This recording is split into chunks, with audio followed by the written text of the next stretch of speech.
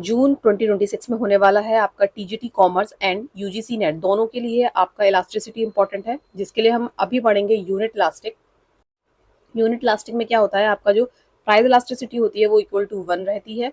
Normal goods यहाँ पर होते हैं, यूनिट इलास्टिसिटी नॉर्मल गुड्स में यूनिट इलास्टिसिटी पाई जाती है, इस तरीके से आप कह सकते हैं। और कहते हैं कि परसेंटेज चेंज इन प्राइस जो होता है वही इक्वल होता है परसेंटेज चेंज इन क्वांटिटी के। इसका जो कर्व बनता है यहाँ पर उसे आप रेक्टेंगुलर हाइपरबोला कहते हैं। इसका मार्जिनल रेवेन्यू आपका 0 रहता है।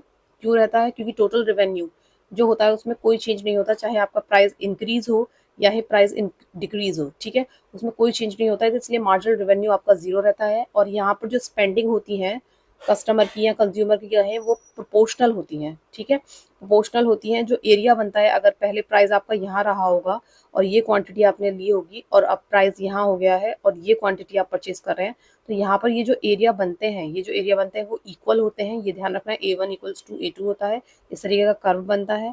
और रीजन क्या है नो चेंज इन टीआर का? रीजन क्या है? क्योंकि आपका income effect plus substitution effect इसका रीजन होता है। दोनों को के बीच में जो साइन है वो प्लस का है, ये आपको ध्यान रखना है।